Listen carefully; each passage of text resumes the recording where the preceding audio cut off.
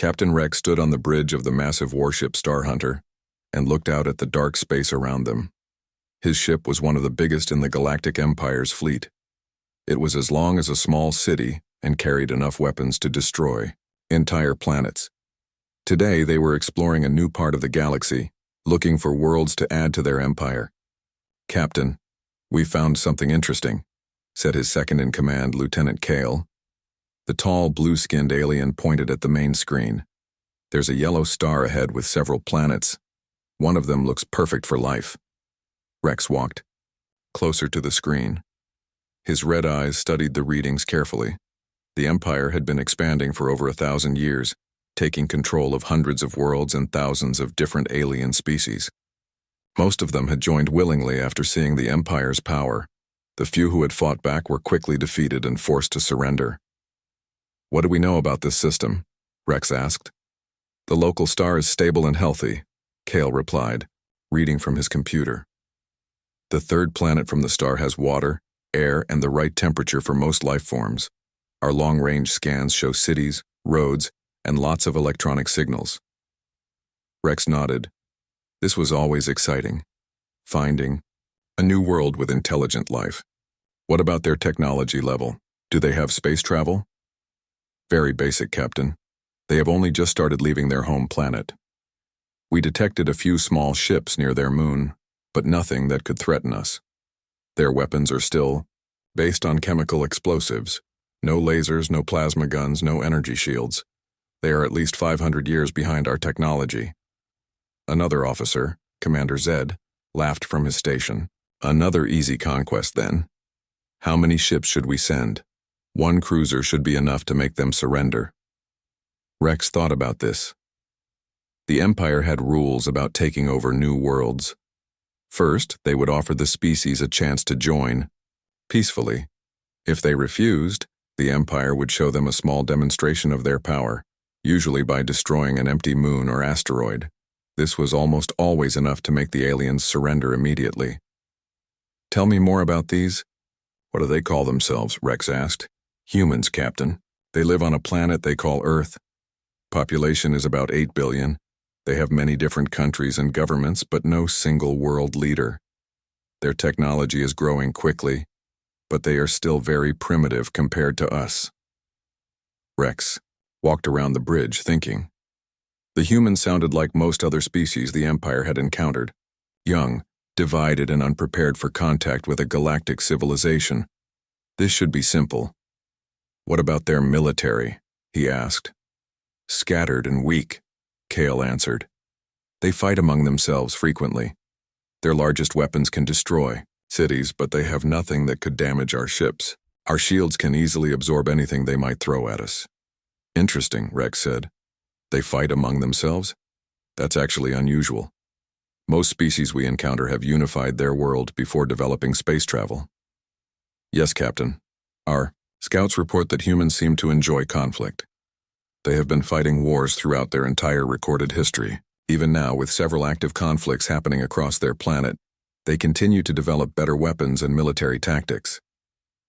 Rex found this curious. Most intelligent species learned to work together as they advanced. Fighting was wasteful and dangerous. Why would the humans continue to battle each other when they could be exploring space instead? "Perhaps they are too primitive to understand cooperation," suggested Commander Zed. "Once they see our power, they will realize how foolish their fighting has been." "Maybe," Rex said, but something bothered him about this. "Kale, how long have our scout ships been watching them?" "About 50 years, Captain. We have been monitoring their progress as their technology improved. And in that time, how much have they advanced?" Kale checked his records. "Remarkably fast. Actually, 50 years ago they had barely learned to fly through their own atmosphere. Now they have space stations, moon bases, and are planning missions to other planets in their system. Their computer technology has improved by thousands of times. Their weapons have also become much more powerful." Rex stopped walking. This was unusual. Most species took hundreds or even thousands of years to make such advances. The humans had compressed centuries of development into just a few decades. "Show me their recent military developments," he ordered. The main screen changed to show images. captured by Imperial scout ships. Rex saw human soldiers training with advanced equipment, aircraft that moved faster than anything the Empire had expected, and ships being built in orbital factories around Earth. "Captain," Kale said, sounding concerned, "some of these developments are unexpected. This ship design here, it's much more advanced than what we detected 5 years ago. And these weapon systems, they're starting to look almost sophisticated." Rex studied the images more carefully. The humans were definitely advancing quickly, but they were still far behind Imperial technology. Their best ships were slower than Imperial fighters. Their strongest weapons were weaker than basic Imperial sidearms. There was nothing to worry about. It doesn't matter how fast they advance, Rex decided. They are still centuries behind us. Prepare the fleet for standard conquest procedures.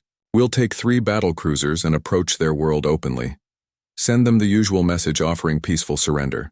When they refuse, and they will refuse, we'll demonstrate our power by destroying one of their military bases. After that, they'll surrender just like all the others. "Yes, Captain," Kale said. "Should we contact Imperial Command to report the discovery?" "Not yet. Let's complete the conquest first, then we'll report another successful addition to the Empire. The High Command will be pleased to hear we've found such a developed world. The humans will make excellent workers once they're properly trained." Rex looked out at the stars again, feeling satisfied. The Empire needed new worlds and new species to maintain its growth.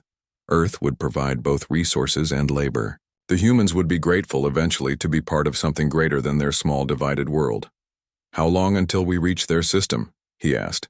6 hours at current speed, Captain." "Excellent. Prepare the standard conquest package. Make sure our translator systems are ready for first contact. And double-check our weapon systems. I want everything perfect for the demonstration strike." As the Star Hunter and its escort ships moved toward Earth, Rex felt the familiar excitement of another easy victory. The humans had no idea what was coming. Soon, their primitive little world would learn what it meant to face the power of the Galactic Empire. What Rex didn't know was that the humans had been watching them too, and they had been preparing for this moment much longer than anyone in the Empire could have imagined. The greatest surprise in galactic history was about to begin. The 3 Imperial battle cruisers dropped out of hyperspace above Earth like giant metal mountains appearing in the sky. Each ship was 2 kilometers long and bristled with enough weapons to level entire continents.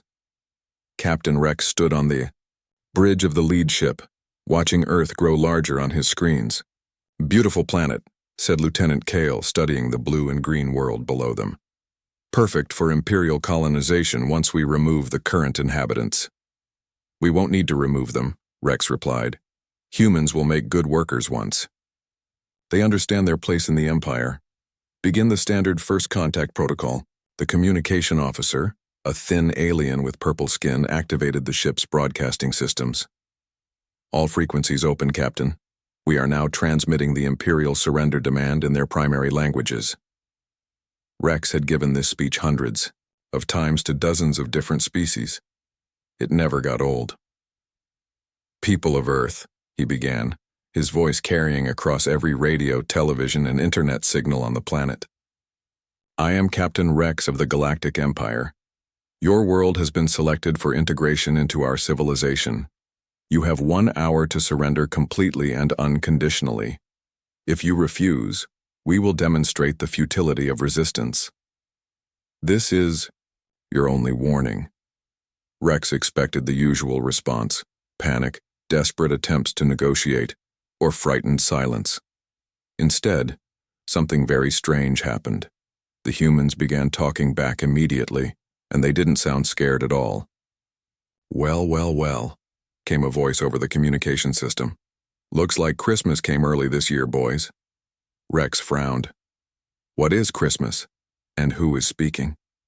The main screen flickered to life, showing a human military command center. A man in uniform sat behind a large desk, grinning widely. His name tag read General Miller. Behind him, dozens of other humans were working at computers, and they all seemed excited. "Christmas is our favorite holiday," General Miller explained cheerfully. "And you just gave us the best present we could ask for. You want to fight us?" Really? That's fantastic. Rex was confused. This was not how first contact was supposed to go. General Miller, I don't think you understand the situation. We have 3 battlecruisers in orbit above your planet. Each one can destroy your largest cities in minutes. You should be preparing to surrender, not celebrating. Oh, we understand perfectly, Miller said, still smiling.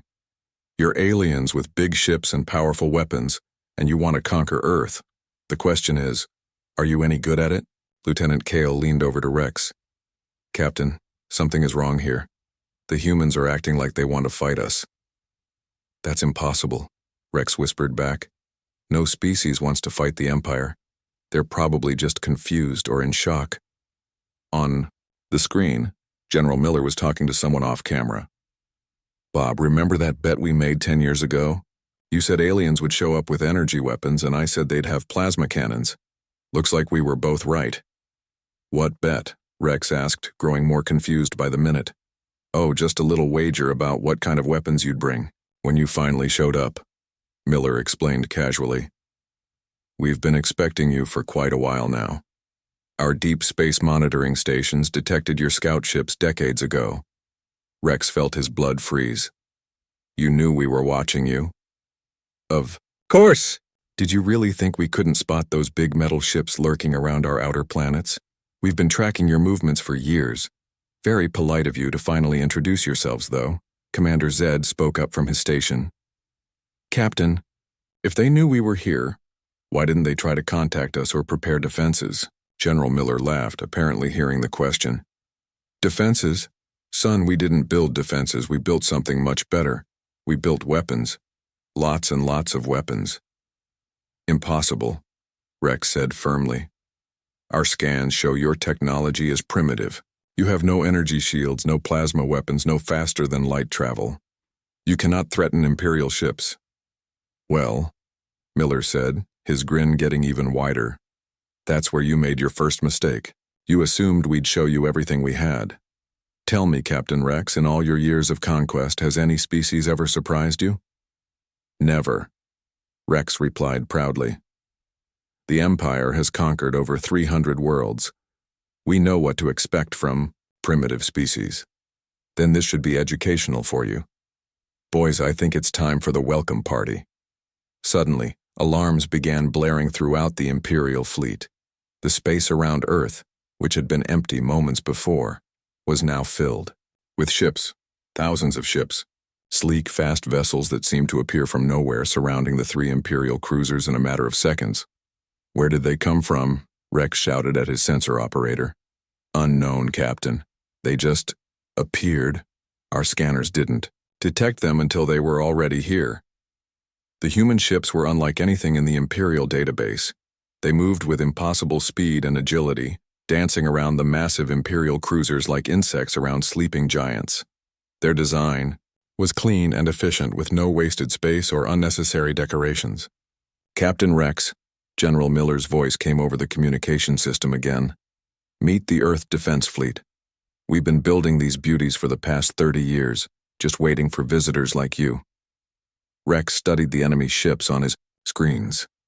They're still smaller than our fighters, he noted, and our shields can absorb anything they might throw at us. Want to test that theory?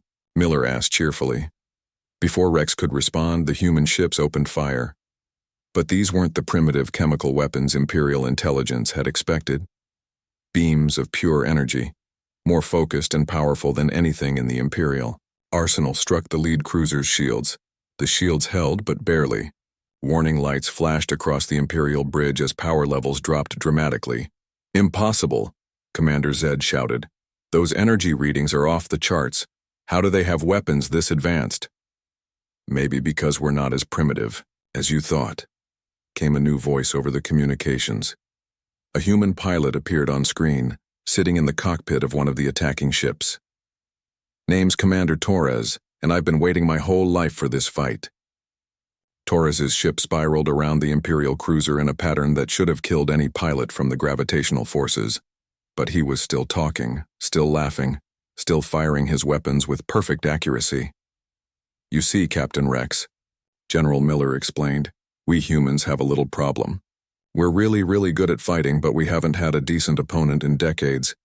Our last big war ended 80 years ago, and we've been bored ever since. When we detected your empire expanding in our direction, we decided to prepare a proper welcome. Rex watched in growing horror as more human ships joined the battle. They fought with tactics he'd never seen before, reckless, creative, and completely unpredictable. They used their own ships as weapons, ramming Imperial fighters and ejecting at the last second. They coordinated their attacks with perfect precision, while maintaining what could only be described as playful banter over their communication channels. "This is Pilot Jackson. Anybody got eyes on that big gun turret on the port side?" "I see it, Jack. Want me to take it out?" "Nah, save it for me. I've got a new trick I want to try." Rex realized with growing dread that the humans weren't just fighting his fleet. They were enjoying it.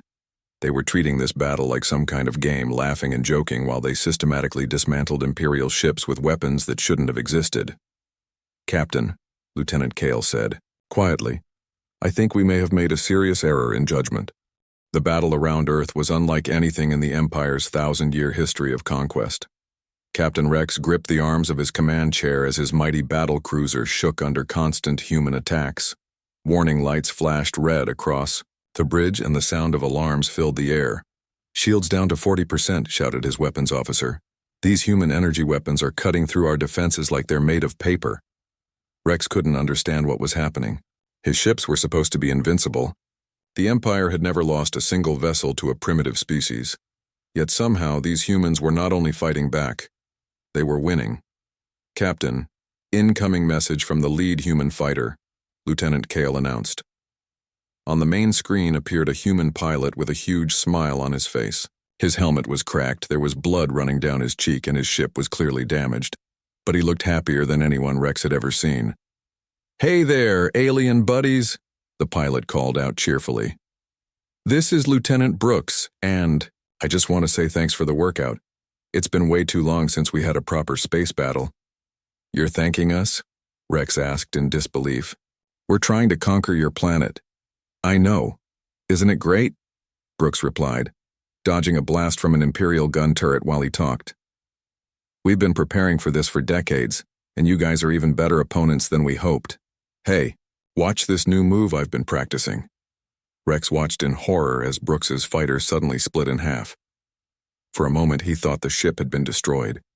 Then he realized it was supposed to do that. The two halves spun in opposite directions around an Imperial cruiser, firing continuously while the Imperial gunners tried desperately to track both targets. "How is that possible?" Commander Zed demanded. "Their ships can separate and still function?" "Modular design," Brooks explained happily as his ship pieces rejoined with a satisfying click. "We figured you aliens might have some tricks up your sleeves, so we made sure our ships could adapt. Speaking of tricks, have you met my squadron leader yet?" Another human ship came screaming past the Imperial fleet, moving so fast it was just a blur. The pilot was apparently standing on top of his ship, somehow protected by a personal force field, firing a handheld weapon at Imperial fighters while his unmanned vessel flew itself. "That's Captain Davis," Brooks said proudly. "He's a little crazy, but he's the best pilot we've got. He once destroyed an entire asteroid field using nothing but a mining laser and pure stubbornness." Rex turned to his tactical officer. "How many human ships are we facing?" "Sensors indicate approximately 8,000 vessels, Captain, but the numbers keep changing. Some ships appear to be splitting into multiple units, while others are combining together into larger configurations." 8,000 ships, Rex repeated weakly. "Our intelligence report said they barely had 100 vessels in their entire fleet." "Yeah, about that," General Miller's voice cut in over the communication system. "We may have been hiding a few things from your scout ships. Turns out humans are pretty good at camouflage when we put our minds to it."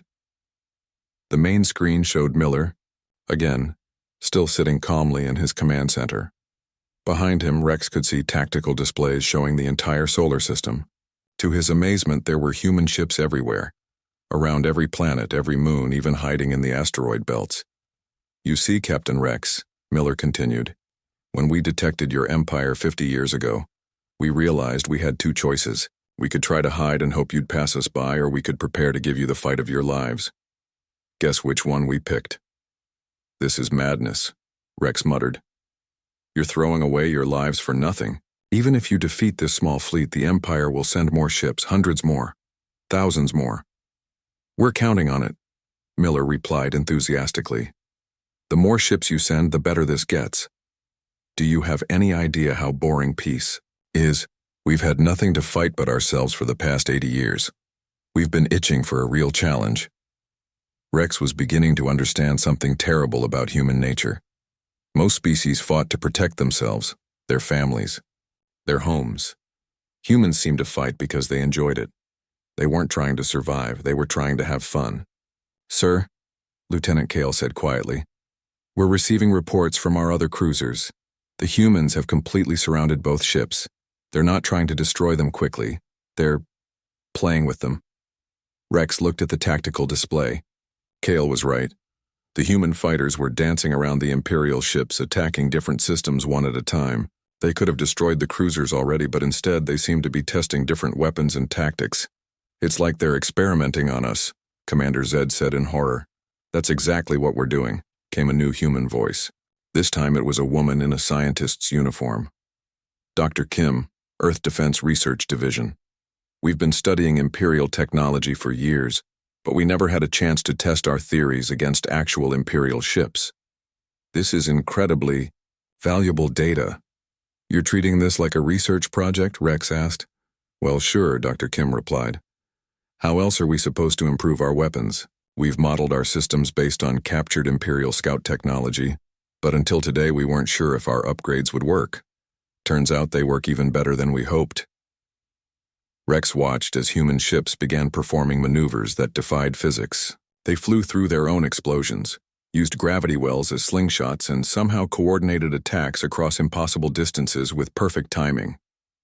Captain, emergency transmission from Fleet Command, his communication officer announced. The image of Grand Admiral Kane appeared on a smaller screen. The elderly commander looked stressed and confused. Rex, what is your status? We're receiving strange reports from your sector. Admiral, the humans are not what we expected, Rex began. Carefully. They have advanced technology and they're fighting back effectively. Impossible. Our intelligence clearly shows they're primitive. How many ships have you lost? Rex looked at his tactical display. Half his fighters were gone and his 3 cruisers were badly damaged. Sir, we may need reinforcements. Admiral Kane's expression darkened. Reinforcements? You have 3 battle cruisers against a planet that barely has spaceflight. What could they possibly? His words were cut off as a massive explosion rocked Rex's ship. Through the bridge windows, they could see one of the other Imperial cruisers breaking apart, its hull cracking like an eggshell. Did they just destroy a battle cruiser? Admiral Kane whispered. With style. Lieutenant Brooks's voice chimed in cheerfully. You should have seen it, Admiral. Commander Martinez flew his fighter right through their main cannon barrel and detonated his reactor core inside their weapon system. Absolutely beautiful explosion. Rex realized that the humans could hear their private Imperial communications. Somehow they had broken through the Empire's most secure encryption systems. How are you listening to our military channels? He demanded. Oh, that was easy, Dr. Kim replied. We cracked your communication codes about 20 years ago. We've been listening to Imperial fleet chatter for decades. Very educational. We learned a lot about your tactics and weaknesses. Admiral Kane's face had gone pale. Rex, I'm sending the full 5th Fleet to your position immediately. Hold out until they arrive. Actually, General Miller interrupted politely, you might want to send more than that. We've been preparing for a really big fight, and we'd hate to be disappointed. Rex looked out at the swarm of human ships surrounding his damaged fleet. In the distance, he could see more ships emerging from hiding places throughout the solar system. Thousands more, maybe tens of thousands. The humans hadn't just been preparing to defend themselves. They had been preparing for war on a scale the Teo Empire had never imagined, and they were looking forward to it. Grand Admiral Kane stood in the war room of the Imperial flagship Eternal Dominion, staring at the massive tactical display showing the Sol system.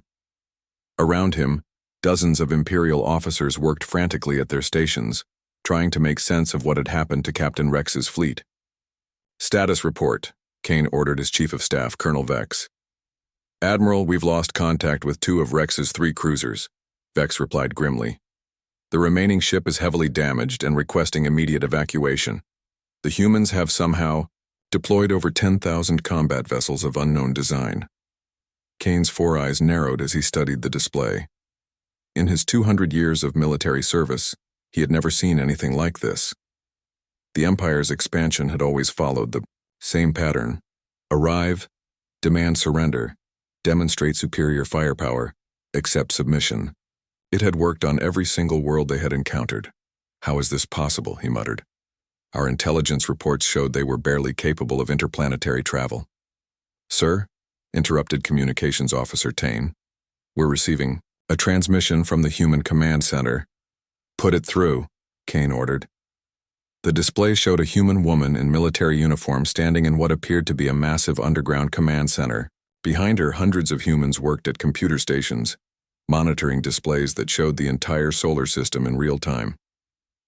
"Greetings, Grand Admiral Kane," the woman said with a slight smile. "I'm Admiral Johnson, Supreme Commander of Earth Defense Forces. I believe you wanted to speak with someone in charge?" Kane was surprised. How did she know his name and rank? "Admiral Johnson, I am here to accept your planet's surrender. Your forces have fought bravely, but you cannot hope to stand against the full might of the Galactic Empire." "Surrender?" Johnson laughed. "Admiral, I think there's been a misunderstanding. We're not trying to surrender, we're trying to give you the best fight possible. And honestly, we're just getting started." "Getting started?" Kane repeated. "You've already deployed your entire fleet. What more could you possibly have?" Johnson's smile widened. "Would you like me to show you? Computer, activate solar defense grid." Suddenly, the tactical display lit up with new contacts. The empty space around every planet in the solar system was filled with defensive platforms, weapons satellites, and hidden military stations. What Kane had thought was empty space was actually a carefully constructed fortress system. "Impossible," whispered Colonel Vex. "Where did all of this come from?" "We've been building it for 30 years, Johnson explained cheerfully. "Did you really think we'd just sit around waiting for you to show up? We knew the Empire would eventually reach our system, so we prepared accordingly." Kane studied the new sensor readings with growing alarm. The humans hadn't just built a few defensive platforms, they had turned their entire solar system into a massive weapons array. Jupiter's moons had been hollowed out and converted into shipyards. Saturn's rings contained thousands of hidden missile platforms. Even tiny Pluto had been transformed into a fortress world. "This level of construction would take centuries," Kane said slowly. "How did you accomplish this in just 3 decades?" "Humans work fast when we're motivated," Johnson replied. "Especially when we have something exciting to work toward. The prospect of fighting the legendary Galactic Empire was all the motivation we needed." Kane activated his private communication channel to contact Imperial High Command. "This is Grand Admiral Kane requesting immediate reinforcement. I need the entire 2nd and 3rd Fleets dispatched to the Sol system." "Entire fleets, Admiral?" came the shocked reply from Imperial Command. "For one primitive world?" "These humans are not primitive," Kane replied grimly. "They have been preparing for this encounter far longer than we realized. Send everything we have available." While Kane was calling for reinforcements, Admiral Johnson was having her own conversation with her officers. "Status report on Project Revelation," she ordered. "All systems ready, Admiral," replied a human officer.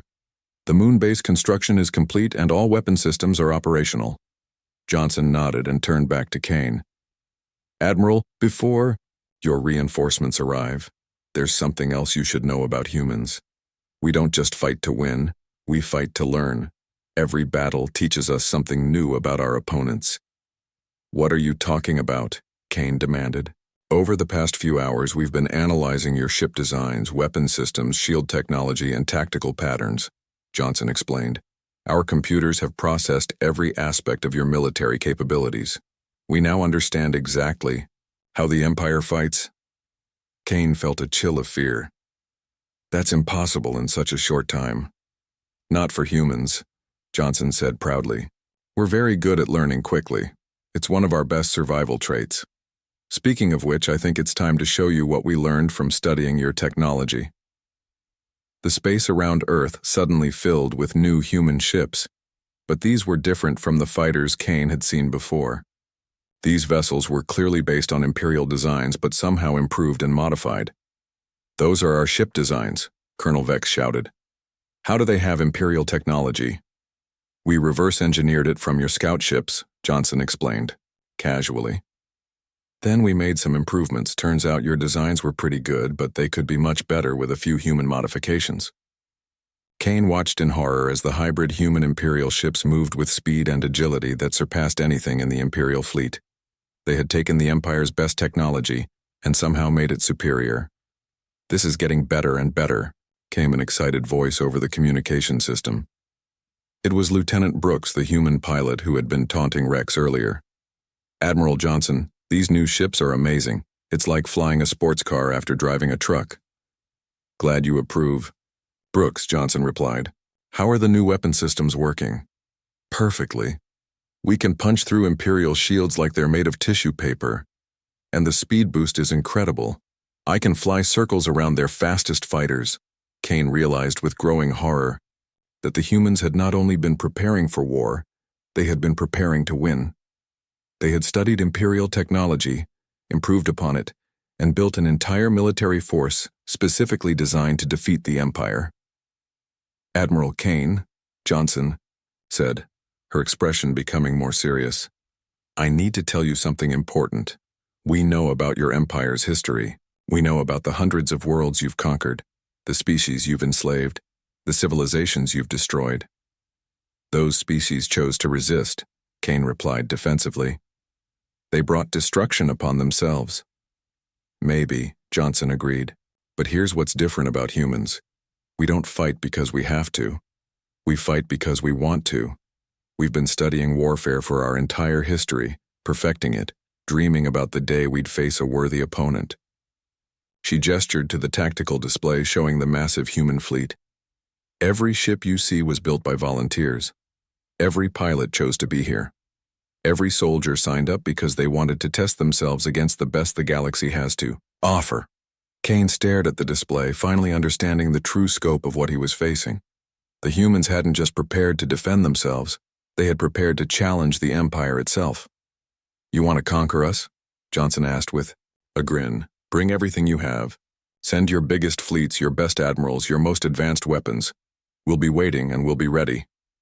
Kane realized that for the first time in Imperial history, they were facing an enemy that wasn't afraid of them.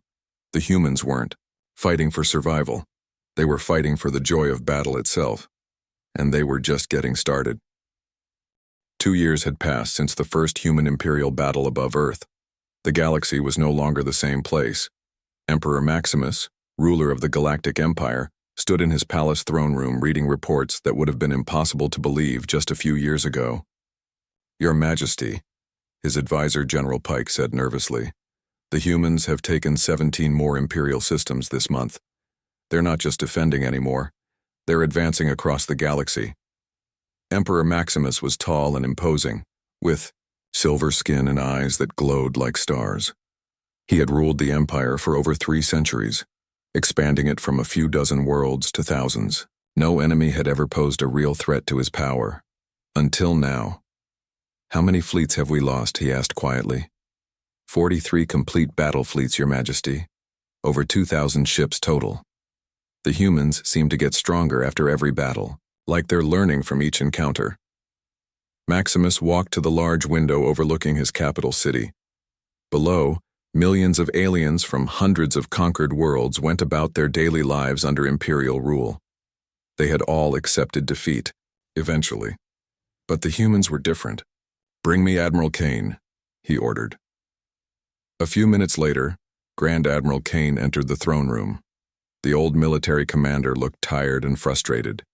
His uniform was no longer perfect, and his usually confident expression had been replaced by uncertainty. "Report, Admiral," the Emperor commanded. "Your Majesty, the human expansion continues. They have established permanent bases in 47 systems and are building new shipyards faster than we can destroy them." Our latest intelligence suggests they now have over 50,000 combat vessels. 50,000? The Emperor was shocked. How is that possible? They don't just build ships, Your Majesty. They improve them constantly. Every human vessel we encounter is more advanced than the last. They take our technology, study it, and somehow make it better. Their ships are now superior to ours in every way. The Emperor sat down heavily on his throne. What do our captured humans tell us? Kane shifted uncomfortably. That's the problem, Your Majesty. We haven't captured any humans. They never surrender. When their ships are destroyed, the crews either escape or they seem to enjoy the battle right until the end. We've never seen anything like it. They enjoy dying in battle? Not dying exactly. They enjoy the challenge. Our psychologists believe humans have evolved to find warfare exciting rather than terrifying. Where other species fight from fear or duty, humans fight from joy. The Emperor was quiet for a long moment. In all his years of conquest, he had never encountered a species that treated war as entertainment. Most aliens fought desperately to protect their homes and families. Humans fought like it was the most fun they had ever had. Your Majesty, General, Pike interrupted, we're receiving a transmission from the human fleet. They're requesting to speak with you directly. Put it through, the Emperor ordered. The main display showed a human woman in a clean military uniform. She was sitting calmly in what appeared to be the command center of a massive warship. Behind her, human officers worked efficiently at their stations. Greetings, Emperor Maximus, the woman said politely. I'm Fleet Admiral Thompson, commanding the Human Expeditionary Force. I believe it's time we had a conversation. Admiral Thompson, the Emperor replied formally. I assume you're here to negotiate our surrender? Thompson laughed, a sound that was somehow both friendly and dangerous. Surrender? Emperor, I think you misunderstand our goals. We're not trying to destroy your empire. We're trying to improve it. Improve it? You've been attacking our worlds for 2 years. We've been testing your defenses, Thompson corrected. And honestly, we're disappointed. Your empire has become too comfortable, too predictable. You've been conquering weak species for so long that you've forgotten how to fight real opponents. Emperor Maximus felt his anger rising. We have conquered hundreds of worlds. Thousands of species bow before Imperial might. Exactly the problem, Thompson said calmly. You've been picking on civilizations that couldn't fight back. That's not conquest, that's just bullying. Where's the challenge in that? Where's the honor? Kane stepped forward. What do you humans actually want? We want to fight, Thompson said simply. Not to destroy, not to conquer, but to test ourselves against worthy opponents. Your empire could be great again, but first it needs to remember how to be truly challenged. The Emperor was confused. You want us to fight you? Why? Because that's how everyone gets better, Thompson explained. Iron sharpens iron, as we say. You make us stronger by forcing us to improve, and we make you stronger by giving you real opposition. Together, we could become something the galaxy has never seen before. General Pike whispered to the Emperor, Your Majesty, our intelligence reports suggest the humans have encountered something else out there, something that concerns them. Thompson nodded, apparently hearing the whispered conversation. Your general is correct. While we've been having our little war, our deep space scouts have detected threats that make our conflict look like a friendly game. Ancient machines that consume entire star systems. Alien races from other galaxies that view all life as food. Entities that exist in dimensions beyond our understanding. The display changed to show images captured by human exploration vessels. Emperor Maximus saw machines the size of planets, swarms of creatures that blocked out stars, and geometric shapes that seemed to hurt the mind just by looking at them. These threats are coming, Thompson continued. Not today, not tomorrow, but eventually. When they arrive, the galaxy will need defenders who are ready for anything. Defenders who have been tested in real combat against real opponents. You're proposing an alliance? The Emperor asked slowly. We're proposing a partnership, Thompson corrected. The Empire has resources, organization, and 300 years of military experience. Humans have adaptability, innovation, and an unshakable love of a good fight. Imagine what we could accomplish together. Emperor Maximus thought about this. His empire was vast, but had grown soft from easy victories. The humans were dangerous, but had shown they could improve Imperial technology and tactics. Perhaps there was wisdom in Thompson's words. What would this partnership look like, he asked. Thompson smiled. Joint fleets, shared technology, combined training exercises. We help your forces remember how to fight elite opponents, and you help us build the infrastructure to face galactic-scale threats. Instead of conquering weak civilizations, we seek out real challenges together. And if we refuse? Then we continue our current war until one of us wins completely, Thompson said, matter-of-factly. But that seems wasteful when there are so many more interesting enemies out there waiting for us.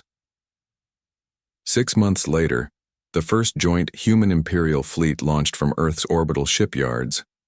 The massive force included the best ships and crews from both civilizations, working together as a single unit. Their target was the Void Swarm, an ancient machine intelligence that had been consuming star systems on the galaxy's edge. Admiral Kane stood on the bridge of the joint flagship, watching human and Imperial officers working side by side. It was strange to see former enemies now sharing tactical information and coordinating attacks. Admiral, reported Commander Davis, the human pilot who had once fought against Imperial ships. The Void Swarm is 3 hours away. All ships report ready for combat. Excellent, Kane replied. For the first time in years, he felt the excitement of facing a truly dangerous opponent. The humans had been right. Fighting worthy enemies was much more satisfying than conquering helpless worlds. The galaxy would never be the same. Where once there had been slow Imperial expansion over frightened species, now there was dynamic partnership between two warrior cultures, pushing each other to face ever greater challenges among the stars. And in the depths of space, ancient threats that had slumbered for millions of years began to stir, sensing that the galaxy finally had defenders worthy of their attention. The greatest adventures were just beginning.